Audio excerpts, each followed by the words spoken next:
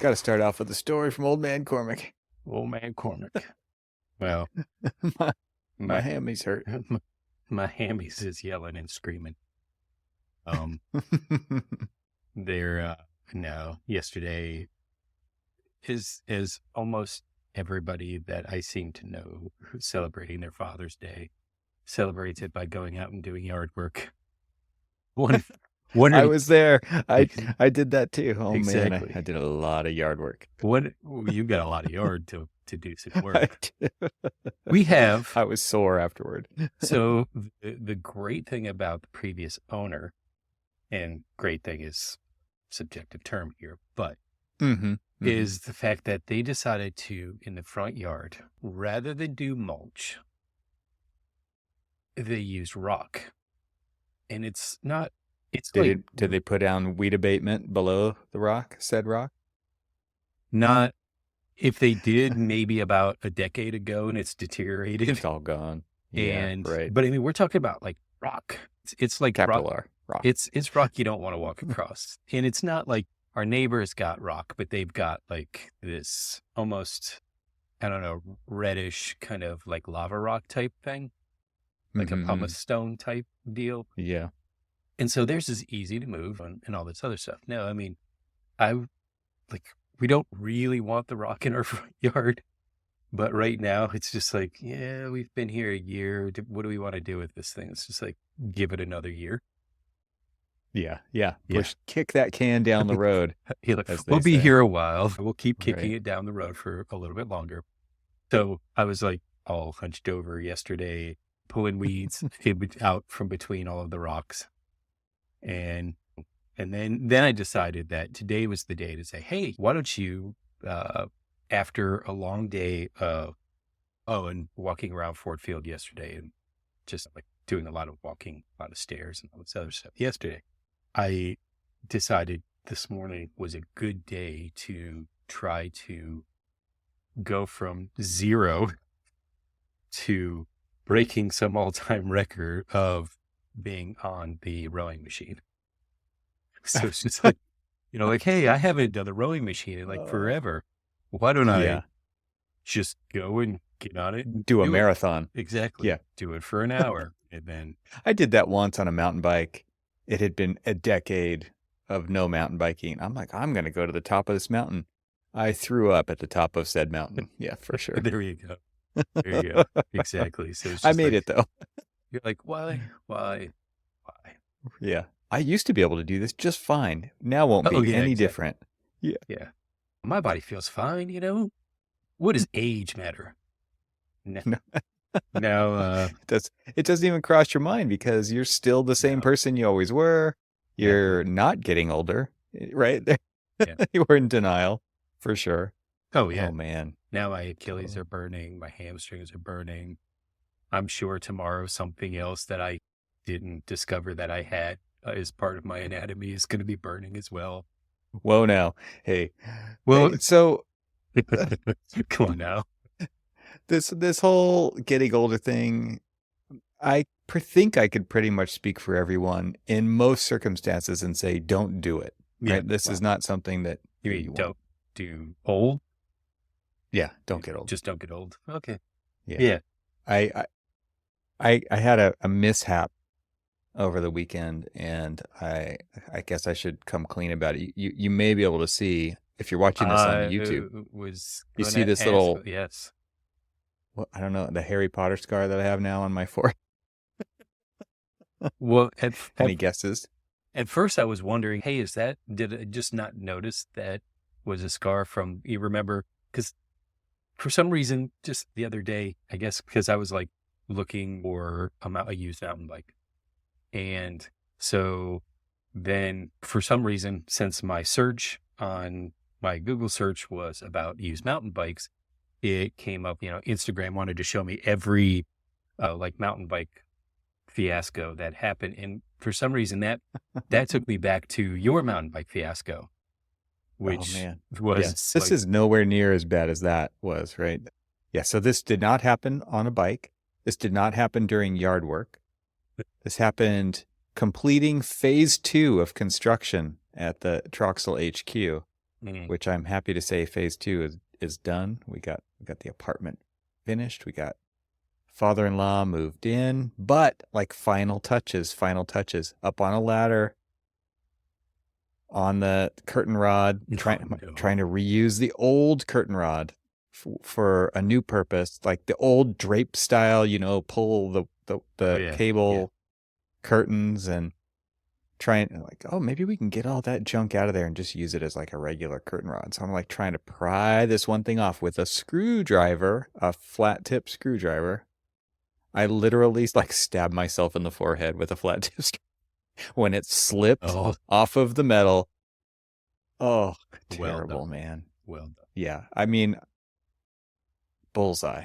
So if by chance you're listening to this, but you want to see Evan's new edition, send everyone to look. You have to go to the YouTube channel and check out his new Harry Potter scar. Well, although it's a little off to, it's more centralized. So it's central and straight. Yes, it's not the zigzag Zorro look. You were giving yourself a splitting headache. Right. I didn't get it from squinting too hard in my old age, which could have been nice. Could have been a cause. Right. Well, hey, we just got back from the AIA conference, I don't know, in the past, a few days ago. So we thought we should do back to switching glasses. Put the higher power glasses. No, just for some reason, my brand new glasses, again, you'll have to go to the video because I have brand new glasses and old cheapy reading glasses. And the brand new glasses are great, but for some reason they say they are work zone, workspace glasses. Anyway, and it's just simply for reading and having that clear peripheral vision. Yeah, there's nothing clear. But okay, so having worn glasses my entire life, unlike you, they do take getting used to. You have to commit. You have to commit to the new glasses for a few days before you just write them off. My wife's in the same boat. She's got this pair of glasses, brand new. She's like, I hate them. I'm not going to wear them. And I'm just like, you got to give them a chance because you've been used to the readers for a while, and so to actually go to a prescription set of glasses. You stretched that word a while. I know you. Quite a bit. Know. I know how long. I can only say this because I've been wearing glasses a while. Is that better? Mine's more like a while. Yeah. Like, you mean, let's truncate that. Like, I think my eyes started going where I needed readers. Maybe like just before COVID.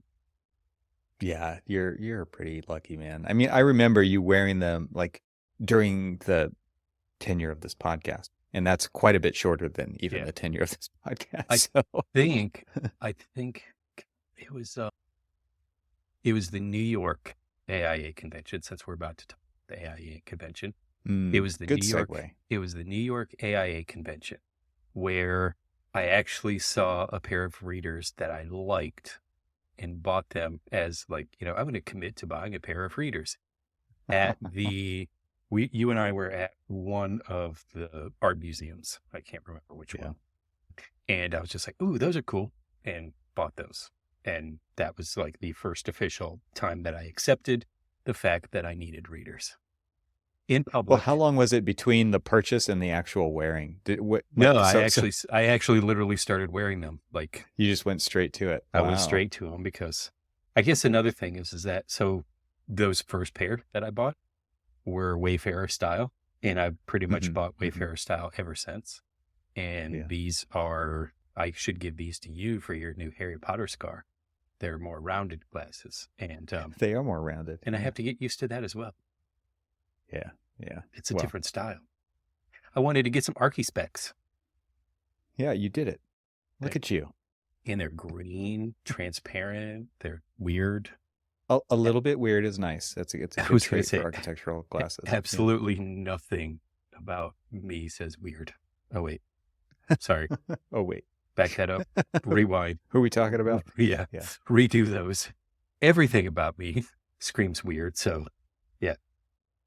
So yeah. Well, we're all weird in different ways, Cormac. So don't feel like an outcast. Well, I'm not. I'm going to say that I'm weird in every way. Yeah.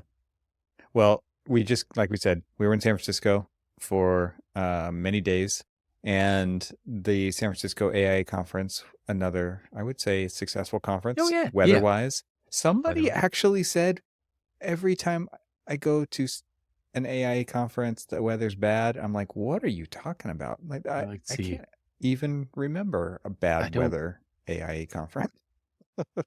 honestly know. I mean, I'm Yeah. thinking, let's see, Philly, awesome.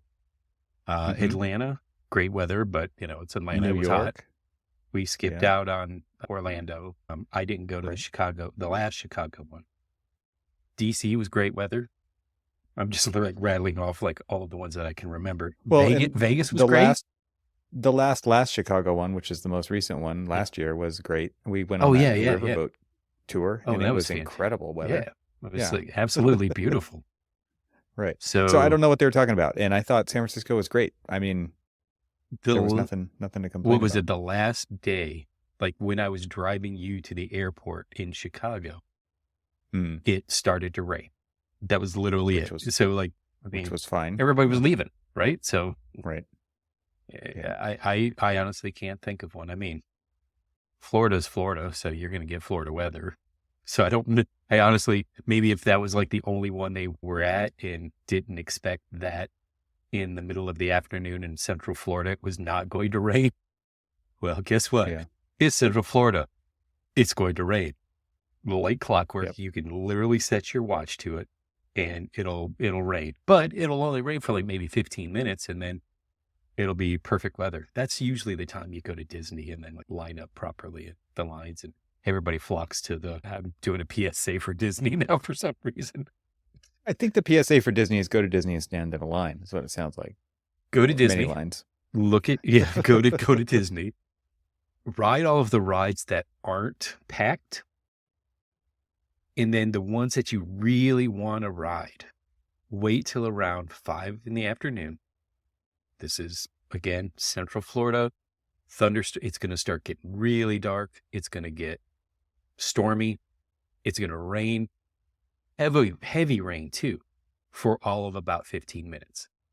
And everybody's going to start scurrying for the gates. Like, oh, no, my day's ruined. Okay, bye. Because guess what? You guys got out of the line that I want to get into. I did that like Space Mountain. I rode Space Mountain so many times because there was no line. This is the Disney travel hacks segment with Cormac. Right. There you go. Not a sponsor. Not a sponsor. Although I would take some Disney money. I'll take it. Yeah. Yeah. Yeah. If you're interested, give us a call, Disney. So I also, well, maybe we should just start off and say the overall kind of value of going to an AIA conference that as we see it, so that we can have that little preamble in here, because I think there's a lot of people out there who don't go to the show. I think there were 15,000 architects at the show, or 50. I'll just say 15,000 people. Definitely not all architects, but 15,000 was the number that I saw in the follow-up email from AIA. And then I saw that there were booths in the expo hall. And so just those are some big round numbers, but I think not the most well-attended conference on architecture, but pretty good.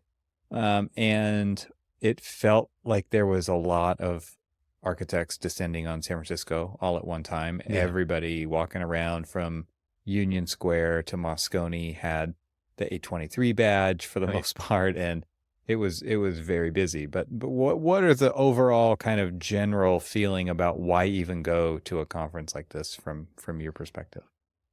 Well, I'll get the sarcasm out of the way first. Is that definitely as we were coming into town, both starting from the airport through the BART ride in and kind of debarking, and you just saw more and more people dressed in black. It literally looked like we were at a cult convention.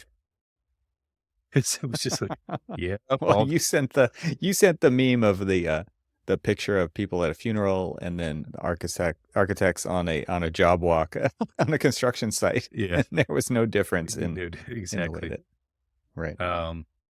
No, but so the value, first and foremost, one of the great values that over the years, and one of the reasons why I and we have always gone to these and attended these, is the networking value. Not just networking with our peers, networking with manufacturers, networking with also, we got a chance to meet and talk to a lot of tech side of people, more so because of your relationship with on the tech side of things, but we got to see a lot of what's coming next, which I thought was great. But, networking is really important in architecture for a variety of different reasons. I don't know how many people I've met through the architectural community, the AIA community, the conference community, that when I have friends who are saying, I'm moving to San Francisco or I'm moving to California, do you know anybody there that might be hiring? And so being able to kind of dive into my network of people that I've met throughout the years has actually helped a lot of people get a job. And I think that what's interesting about that is just being able to go to my network and ask them, hey, I'm not asking you to hire them. I'm asking you, do you know of anybody and stuff like that? And just, I'm shocked, to be quite honest with you. And yes, contrary to popular belief of me and you sitting here now for the past, 11 years talking about architecture, I'm pretty introverted. And I don't naturally, I'm not going to walk up, hey, Cor Phelan, how are you doing? Heaven, those kind of things. And I have built a huge network of people that I know. And somebody was like, hey, I'm moving here. Oh yeah, I know somebody there. Check him out. Or, I'm going here, or I'm going to visit this, or I'm going to do that. And for some reason, I have this mental Rolodex of tons of people. And so honestly, I would say that the thing that draws me to these conventions is the networking opportunities that we have. Yeah. I think the word I would use is community. It's like relationships. It's networking sounds kind of, that does. Sounds a little bit weird. And I think that even most people early 2000s. Well, and it sounds kind of like salesy or something. I don't know. It's just one of the, but it's not you don't mean it like that. I know you don't mean it like that. I think one of the funny things about you finding the value in the AI show, and I'll just rephrase, I'm going to paraphrase you, is that other people find value in sending you to the show. They get the value out of it. There you go. When they're looking for a job or a firm, they come talk to you because you go to these events and you've built the network. So other people benefit from it. That's pretty funny, but I've built the I know what you mean. You built the community, they profit. Yeah, that's how it works. Why don't I profit? I want to profit. Well, I need to start, having them cut a check every time. You need a finder's fee. There you go. Yeah. You need a finder's fee. Yeah. I'll talk to you if, here's my fee.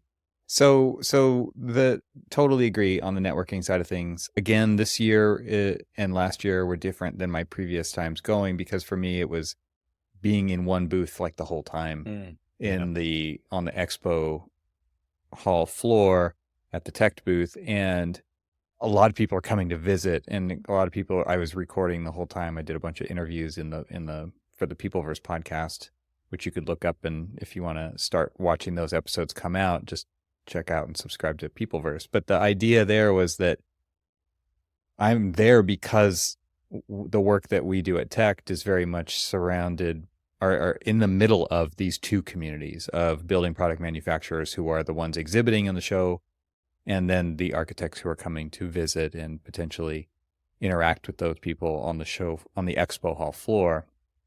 And so it's the perfect convergence for the company that I work for. And so I've also built this incredible network of community members from the old Architalks blogging and Twitter, the things that how we met originally back in the day.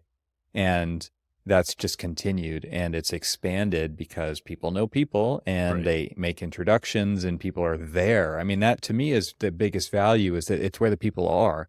And there aren't too many times when you can go visit that many people in your industry in one place. Like the other conference that you and I have gone to repeatedly is the Monterey Design Conference, which is much smaller, more focused on design. So it's very much like the architects kind of a vibe there. And it's totally amazing setting. It's never in a big city. It's always at the same place in Monterey on the beach, and very different. But this one is like everyone's there for the most part, everyone who's anyone. And if you don't go, you're not, you need to be somebody and come next time. But the idea of it is, I think, well, not the idea of it, but just going, and it really is kind of fulfilling to meet up with people. And it is a reunion of sorts for the architectural community. Even for the people who just lurk on the outside, it's a great opportunity to get in and meet people. So one of the great things, and it's really happened almost every year, I will have met somebody that has been a part of my community for the better part of almost a decade and a half. And but only online. Only online. And we have this relationship, this conversation that always happens. And then you meet them in public for the first time. I met, a friend of the show for the very first time, and we've conversed again for like almost 13 years. And I met up with him finally face to face, and it was like just rolled right into a conversation. There was no awkward, no silence, hey, how are you doing, or something. It was just like, hey, finally, this kind of thing. And it was great because and that happened quite a bit over this last one. Is just like I was hanging out with and walking around town and looking at architecture with people that I'd only conversed with kind of through social media, but haven't really met them and haven't really walked around. And it's kind of interesting because then it kind of expands like your understanding of these people a little bit more, because now you're really kind of like learning. Because I'll say that one of the people that I met up with, I had a slightly different impression of the person, only because it seemed like they were a little bit more boisterous, maybe online or something like that. Absolutely not the case. Very grounded, very cool person, just very earthy. It was far more comfortable meeting them in person. And any impression that I may have had just off of like things that they say online or whatever else was completely just like abolished, because it was like, yeah, you're one of our tribe. And that's what was great. And then just other things that I think that I spent a lot of time on the floor on, I can't remember which day it was. I think it was the first day the floor opened. While you were working on the floor, I kind of like walked around and just tried to meet up with people that I had talked to through just manufacturers. Learned a little bit more about some of the materials and things like that. There was an interesting one actually right next to your booth. The Glengarry booth right next to yours was really interesting because there's so many times when we're doing adaptive reuse that we're always looking for a lightweight structural facade solution. And this last project that I did in downtown Baltimore, the existing conditions couldn't support a facade that was greater than, I think, 12 PSF or something crazy. It was just, it was a crazy low amount of weight that it could support. And so we went through a variety of different things and had even looked at thin brick. And at the time, thin brick hadn't caught up to what we really needed to really be kind of a high performance rain screen system. Sure enough, as they're setting up, I'm watching them. I'm like, hey, what's that? And at a private tour is when I don't know if you noticed, but I stopped helping you set up and I just kind of like wandered over there for a second. And we didn't notice. And just started chatting with the guys and, hey, talk to me about this. And then it came back. Somebody from my firm was actually there, actually one of our exterior envelope specialists. And it was great to see him because now that I'm in Detroit, I don't get to see, and he was like the principal in charge of this particular project that I'm talking about. And so it's just, I met the Glengarry guys yesterday and I really want to talk to them, but I want to talk to them with you. because I want to have the conversation that you and I have about high performance rain screen systems with these guys so that they can kind of Mm-hmm. answer some of the same questions that we always have about some of the systems. It was kind of cool to like Yeah. actually be able to do things like that. Right. I actually used it somewhat to my advantage for once. Wow. Yeah. Yeah. I mean, that's kind of a cool opportunity to, if you can do a little bit of homework ahead of time and pick out, because one thing Yeah. that definitely happens is when you're walking from here to there, you stop 45 Oh times my meeting gosh. Yes. people on the way. Yeah, or you're hungry, or there's a bathroom stop involved, or you need to refill your water bottle, or there's puppies, and there's a puppy petting station, or Puppies. there's all these different distractions. Oh, Is actually just like using the internet, right? When you're trying to find something. But you could potentially like map out a travel path of and do a master class in materials in 1 or 2 days. And you could learn so much for your current projects yes. because everybody's there at the right time. They're not scheduling lunch and learn 6 months in advance when it doesn't matter anymore because Right. it doesn't Right. work for this project. So it's great from a manufacturer standpoint too, because look at all these architects who want to learn about new stuff. I mean, Absolutely. Yeah. architects all want to learn about new materials. But what do you do the other 363 days a year, right? That's a question that I like to ask manufacturers because I'm in the How are business you? of connecting Exactly. them to architects at Tech. But this idea of everybody being in the right place at the right time, it actually can work for everybody's Oh, yeah. benefit. So it is kind of cool for that too. But I don't think that's why architects really go to the show. I don't think they go for the expo. I think that's just like a side thing that also happens to happen Yes. at the show, but it's not the main reason why people go.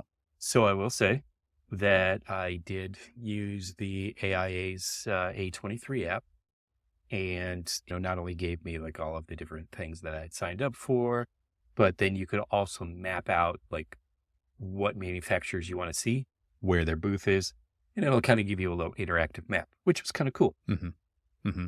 If I were to give myself a score of how many of those people did I You actually actually made it too. see, it's not a very high percentage. If I got to 50%, I would be surprised. Puppies, on the other hand, I got to the puppies. You, I got to that the was puppies. not on the itinerary, but you It did was go not there. on the Yeah. itinerary. We saw the puppies there, and we had to stop. I mean, it didn't help that. Let me just say kudos to whoever laid this out. There was the puppy station right next to the mimosa station. I mean, That works. mimosas and puppies. How can you go wrong? Right. Right. There's nothing to complain about there. Nothing to complain about there. And the guy, because this was actually a porcelain tile manufacturer who was doing the mimosas, and it's actually somebody who's in my current specs for some of the interior finishes. And so I wanted to go over there and just kind of like talk to them ever so briefly. However, So what you're saying is you got special treatment and it was a 2 mimosa visit. what was absolutely funny You're about already that? in my spec. Yeah. What was absolutely funny about that is this definitely wasn't a special treatment thing, but dude making the mimosas was heavy on the mo and very light on the sasas. What? Whatever the hell that just means, just put it this way. Like if this was the glass and so go to the video, because like if this was the glass, this much of it was the champagne. And I Yeah. think the orange juice was just for coloring. Yeah. And so It was orange champagne. it was orange champagne. I mean, Nice. they definitely knew their Well, audience. yeah. Well, and people who are having a good time are Oh my going to Lord. have more conversations. It Yeah.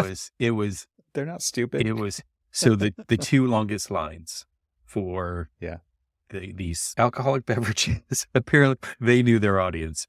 The alcoholic beverages that were provided out on the floor and the coffee stations. So there was this fantastic, and I'm blanking on the company who was doing those. It was a tech company, but they had hands down the best cappuccinos, second to the place that we went to every morning.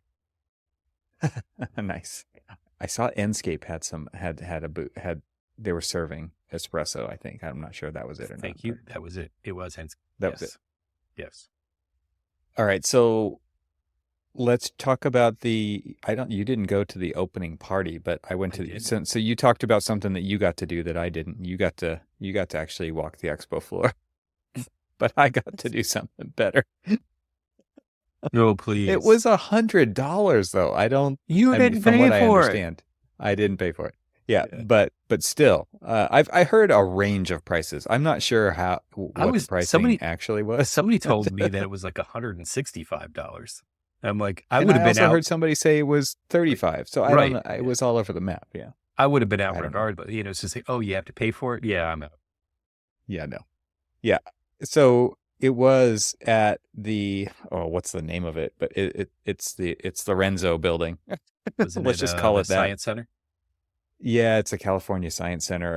But there's that may be the name. There is a technical name that everybody was throwing around. It's like the Renzo building next to the what was it? It's next to the Herzog and de Meuron, the de Young. Yeah, it's next to that. It's in like Golden Gate Park area, so it's gorgeous spot on the peninsula. And this isn't. I've never been there before. Never been to any of those buildings before. Contrary to my wife saying that we had been there before, I guarantee you I've never been there before. And I was blown away by it because you go into this building and it's like this big roof covering these two spheres. That one's a planetarium, one is like a live exhibit, like a glass sphere that you can wind yourself up Guggenheim style on a ramp that spirals all the way to the top. And so then there's this undulating roof over the top of all of that. That's a green roof planted with portals letting light into the various spaces down below. There's an aquarium in the very bottom. I mean, it's absolutely an incredible resource for the community. So I don't know that there's a lot more to say about it than that. I mean, look it up online. Because you could actually just talk about this forever. It's just one of those things where you're learning. It's an experience. It's capital A architecture. You get to the roof, you watch the sunset over the de Young building across the plaza.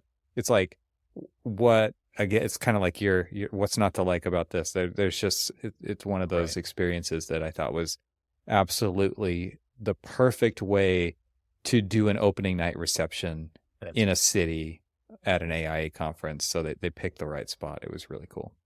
This is the second time in a row that I've been there. And people are like, oh, are you going to the opening event?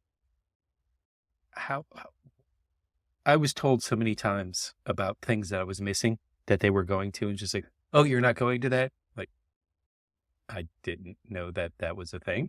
Right. And it's one of those things where it's like you actually have to pry yourself away from your projects enough to focus on like figuring the logistics of this out. And not very many people have the time to do that. So I think that is the downside.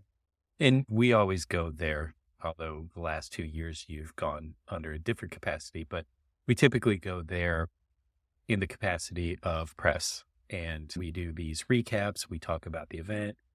We actually talk and interview people, which hopefully the fruits of those labors will come out in later episodes. So stay tuned. That's some foreshadowing, right? Mm-hmm.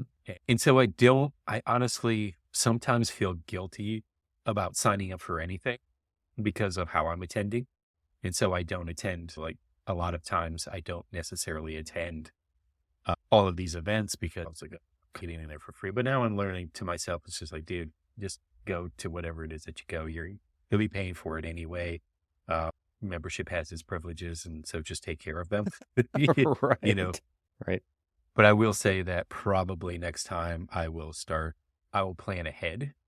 I will also plan. And you have an advantage for the next one. Like you have a big advantage for the next one. We can talk about that, down. That'll be a little bit later, but that one is going to be, yes. So another thing that I thought was great is I love how there's always a air of just these cities that we go to for these events always have this just host of, and on the opening night, you got a chance to see a lot of these architectural masterpieces and all these masterworks kind of like in their natural environment. And I don't know Mm-hmm, how mm-hmm, many times we learned, the Boda MoMA, and mm-hmm. here we are. Every time we walked out of the convention center, there it It's was, right right there. there, and it Yeah. was just like, yeah, this is kind of cool. I mean, it's graced many a book, many a magazine, and to start to see them, and then see other things kind of in play, it was actually really cool. And having the time to, and you didn't even actually have the time to like get out and like walk around, because not All only right. were you working that, but then you had like other kind of engagements, and we had a couple of engagements and stuff. But um, I will say that I ditched out on the Friday, going to the show floor on Friday, and put about 8 miles on my feet and Mm-hmm. walked around and looked at a lot of different buildings there. What is it, San Francisco Federal Building, Mm-hmm. by, I always say Morphosis. I know it's now Morphosis. I remember him giving a lecture that said Morphosis, and now it's Morphosis. So he morphosized into Morphosis, As they do. As as they, they yes. do. And, got a chance to walk around there. And then people were texting me and they're like, hey, what are you doing? It's just like, I'm ditching out of the conference floor. I'm just going to walk around the city and kind of explore. And they're like, hey, can I like tag along? And so had a couple of other fellow podcasters come along with us, and just a couple of other people. Met a guy from my area here in the Detroit metro area that, we were hanging out a little bit. And so had an opportunity to kind of like just meet up with every handful of people and just like walk around and start Yeah. looking around and explore. And it was kind of fun because you said a couple of destinations. A couple of the destinations were the bookstore. They have this wonderful architectural bookstore, which I will find and put the link in the show notes, because for some reason I'm currently blanking on the name of the That's bookstore. how it goes. But it's Right. one of these. It's you walk in there and you look at the prices of some of these books, and you know that you have them in your library, and you're like, wait, that book is worth how much? Because, Only there, my friend. well, exactly, because I was just like, can I Oops. like, can I sell this to them? Because I don't think that I've cracked that book open in at least a decade. And here they are, they're selling it for $800. And I think I bought it on a subscription. So Yeah. I don't know how many books I got from that. And sure enough, I was looking at all of these books, and I will say that the books that you have that I've had sitting in my Amazon wish list, kind of hoping, I guess it's more of a wish list of like wishing that maybe my wife or my kids would catch the hint and buy them for me. Yeah. They're actually cheaper at the bookstore. So Oh, the case studies book that you have, yeah. Yeah. and that, um, I don't know if you have it or we talked about it at one point in time, but the Neutra book, the really Yeah. big, thick. I've got that one. Okay. Yeah. Yeah. So both of those were only $60. And I was just like, I want to walk out with them. How much are they on Amazon? I think they're like about, So you say they're, they're more? they're easily like 20, $30 more. Well, Um, I think I paid $60 for those back in the day on Amazon, I will but say, I think yeah, they've gone up. yeah, but I will say that the only reason why I didn't take them is because they're heavy. And Yeah, and there was no way I was putting them in my carry-on. Carry-on they was probably already ship heavy them enough. for you. Yeah, but then they're back to like the Amazon price, and so why? Yeah, Why? yeah. Well, because you're supporting local business and us this thing in the community that's existed for so long. I mean, they actually honored the owner of the bookstore at the last MDC. Oh I yeah. think he finally retired. Yeah, Oh well. yeah, pretty I cool. mean, it's a beautiful space. You go in there and it Yeah, feels like you're at home. yeah, It's that's it's cool. just one of these places that, y- yeah, you go there and you're just like, yeah, this is where at the very least, this is where I'm supposed to be at this point in time. Meant to be. Yeah. It was just, Well, let's talk about one of the other big things that happens at the AIA conference, which is AIA business. ooh, AIA business, You yes. got to participate in some of the AIA business. So, but Well, there's a lot of delegates and voting, and yeah. there's new officers being voted on and roles being filled. And I didn't get to participate in any of that this year. So I know that you did. You were Oh, the only were thing that I actually wanted to make sure that I did above and beyond any of like that stuff that you're talking about is really just kind of listen to and learn about the process of leadership in AIA, the AIA Pact, all of these different things. And I went to a lot of things that I normally wouldn't have gone to. Sat in on the caucuses and listened to all of the different candidates and listened to basically everybody's impression.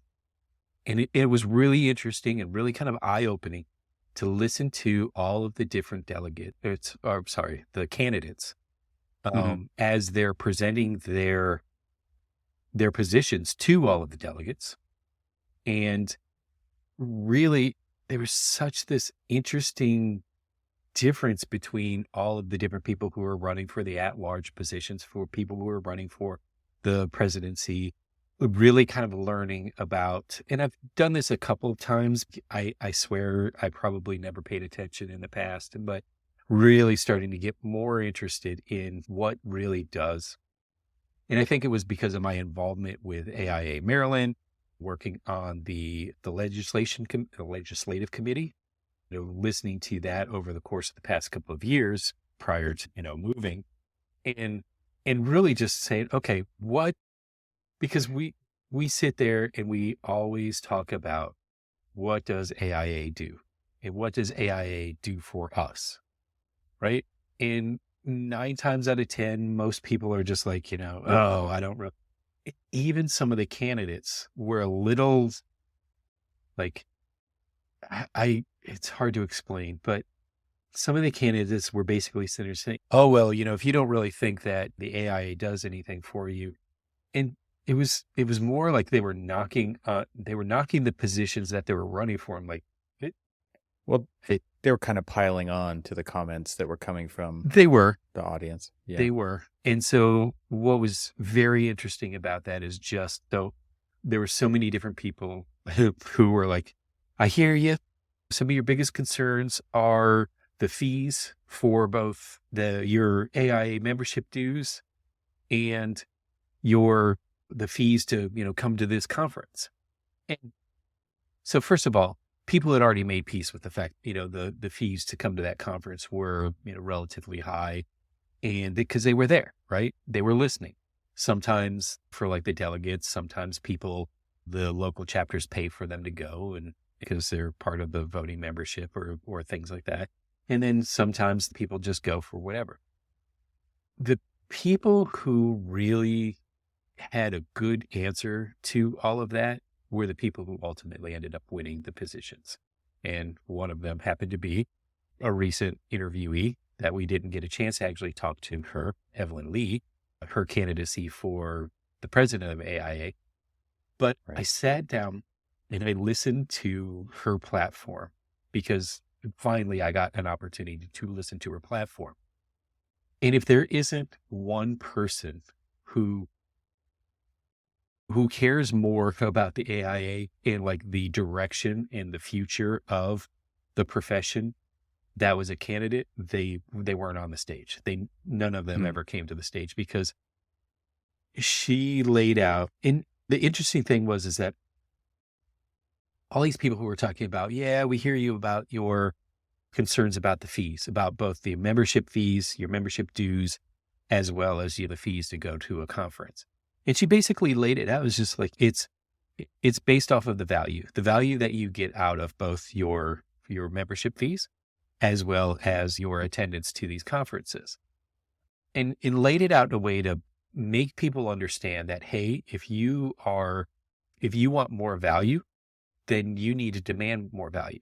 If you want to just have a lesser fee, well, then guess what? You're not really going to get, all you're doing is asking for them to kind of like water down the services that are provided, and really didn't, and people don't really understand. And so that was like the goal for what I was doing, is I just wanted to really, we've always said that, a lot of times we've bitched about the AIA, right? We've bitched about what does the AIA do for you and all of this other stuff. I've started to promise myself that if I really actually want to like for myself learn, what does the AIA do for us? What are we getting out of this? What are we, why are we paying all of this money? What can they do? And did I answer all of those questions? No. Still got to keep asking the questions and still got to keep learning. But do I see the value in attending conferences? Absolutely. Do I see the value in a membership? I do. Not 100%, but I do. I'm learning. I'm getting there. And so that was really actually the goal. And so, really, listening to the candidates, listening to what people are identifying as the problems in architecture, in the architectural organization, and what they feel like they can do and accomplish, what the ArchiPack, I think that's what it's called, ArchiPack, Right. what they can do for us, and what the issues that they, stand for. I mean, we've had obviously some interesting, because we've had some conversations about it in the past, about the, things like these tone deaf letters that sometimes the AIA puts out when this moment of national crisis, and we respond and they respond, and you're like, whoa, that's really the position we're going to take. And these are the things that I wanted to learn more about. It's just like, okay, what goes in the decision of doing that? I mean, did somebody say, hey, here's our publicist, and our publicist says that we should say this? And it's like, is that really the message that you think that our, I don't know, what is it, 80, 90,000 members really want to hear? And so those were the kind of things that I wanted to learn about. And so for the first time in a very long time, I wanted to actively listen to what the hell AIA is doing, and actively listen to what I could potentially do to be a part of it, or maybe not, or all of those things. Yeah.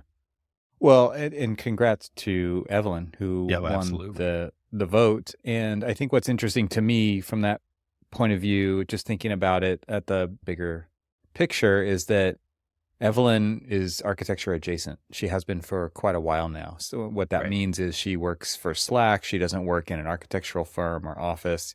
And she, I'm totally tearing up here. No, I'm not. I'm just choking.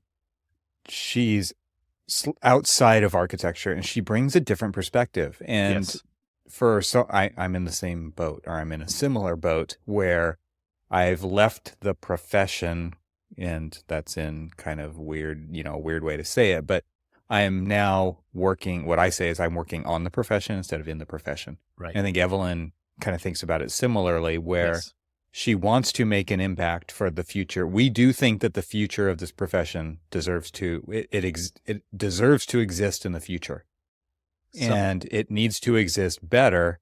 And so she has really strong platform around those ideas. And I think what's really interesting is that she was elected being outside of architecture. And to me, especially coming from the technology side of things, and she's obviously really involved in that side of it as well, working for a company like Slack and communications platform and the things that Slack does, is interesting from, architecture has always been slow to adopt technology and to respond to influence of technology. And now you have a leader who is very involved on that side of things, and I think can help get the message out to architects at a broader scale about the benefits and the pitfalls of technology, from a much more understanding point of view about all that. So what was actually interesting, and so some jerk actually asked this question to the presidents, specifically about their current job, their current role, and how that prepares them for, prepares them for holding office, holding the presidency, and Mm-hmm. how that would help shape and guide them in their decisions. Mm. And I was that jerk. Yeah. It's just for full disclosure. And it, but the thing about it is that there were people who had answered the question as, well, almost as a business as usual type approach. And I think the thing that was wonderful about Evelyn's response specifically. And so now that the election has gone over, she was elected and all of this other stuff, and we weren't allowed to talk about it when she was on the show. I can at least talk about my impressions of like the candidates and everything heard from her. You were there on a press pass. This is your job, man. Exactly. Yeah, you're doing it. The thing You're doing it. the thing that impressed me the most about when she answered that particular question in comparison to the other candidates is because she works in a field that is really it's technology, yes. And she talked about, the value of emerging technologies within the practice. She talked about, but really it was because of this specific technology that she works on is communication. And that is kind of like the key to her platform is open, clear, concise, understandable, and truthful communication. And it was just like, okay, for me, people are, yes, is architecture in a way broken? Yes, absolutely. So what do we do about it? We've got to talk about it, right? We've got to be open in our communication about it. We've got to be able to have an honest, let me see if I can get the words out, an honest dialogue to move forward. We seem to be so reluctant to have this conversation with ourselves. And so that's what we really needed to have somebody who represents, and maybe it's because she's kind of architectural adjacent now.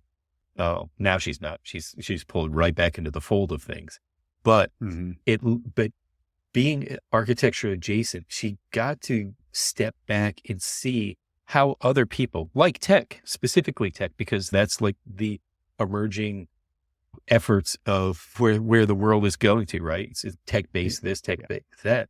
So to really sit there and have this conversation perspective of how other industries are dealing with these similar problems, these similar communication issues, that's what I think is pretty amazing about like the platform. It's just like other people aren't afraid to have this conversation. Other people confront this conversation head on. The thing that we've seen architects, that architects don't do is confront head on all of these issues. We just kind of like somewhat sit idly by and let other people try to solve them for us, right? And so that's the issues that I thought set her apart from all of the other candidates. And so that I was thoroughly impressed with the direction that she has for the AIA. And hopefully people will embrace that direction and embrace her to be able to lead properly and be open about having those conversations. Agreed. I'm very happy for her. I think that good lighting. I was going to say, let's not do that. I'm really happy for Evelyn. Like you said, we couldn't talk about it on the episode that she was on, right? But we talked around it, and I think a lot of the ideas that she had been sharing leading up to her eventual election all played a part in. There was a lot of campaigning going on, and it's happening on social media. Right. But the issues that she's bringing up are the issues that, like you said, I think people have these conversations in small, fragmented ways. Yes. I think what Evelyn, maybe I'm hoping what Evelyn will be able to do is pull them together into a larger but also more singular place for that kind of thing to happen. Because, like you're saying, the conversations are valuable, but they need to be happening kind of in the same place at the same time. And with the fragmenting that we've seen, happening, it just leads to polarization. It leads to a more fragmented industry. And we absolutely don't need that, because I fear that the issues that she was talking about heavily around people leaving the industry to go to greener pastures. Right. I mean, raise our hands for those of us who have done something like that, Evelyn included. I think it's like there's a reason why this speaks to so many people, especially Right. the future of Right. our Right. industry, which are the emerging professionals, the people in school, they're coming out of school and they're like really wondering if they want to go into this field after they've finished a Oh, degree in architecture. absolutely. That happens. It's very real. And so I think it's great that she's kind of taking that head on and saying, this is the conversation we need to be having. Right. Right. Because how do we save the profession, and how do we save and protect the people who are in it, who are coming in it, and who are even leaving? And I would even frame it as, how do we reinvent the profession? Right. There are Right. some things worth saving, but I think nobody in, well, I shouldn't say nobody. I don't want to speak for anybody, but I don't think a lot of it's not worth saving, because you've got Yeah. new generations coming in who think very differently, and they are Yes. not going to just take it on wholesale and No. continue the way that it works now. Nope, No. it's not going to No. happen.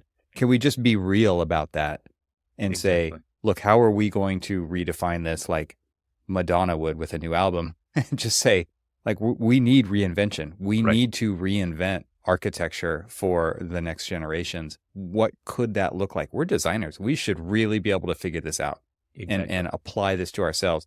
And one of the strong messages, even in that episode that she was on our show, was really talking about that head on and saying, what are we going to do about this? We need to be designing our profession. We are happy to do this for our clients Right.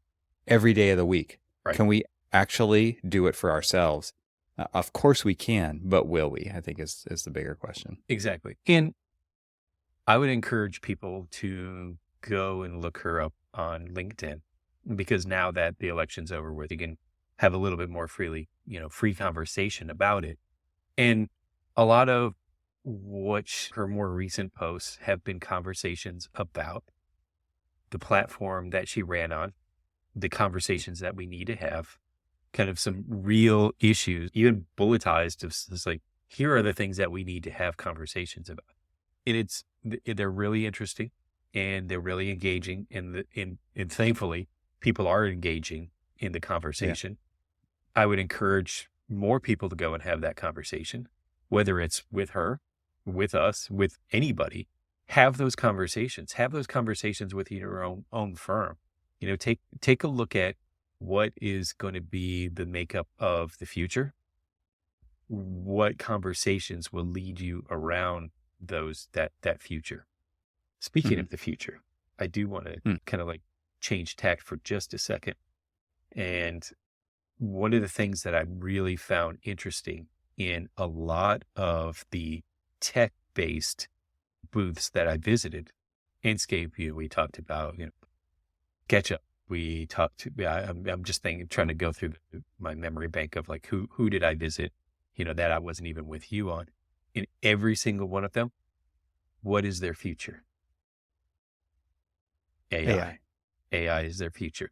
We are not going to be, I just want to reiterate that we've had this conversation before. We are not going to be able to get away from it.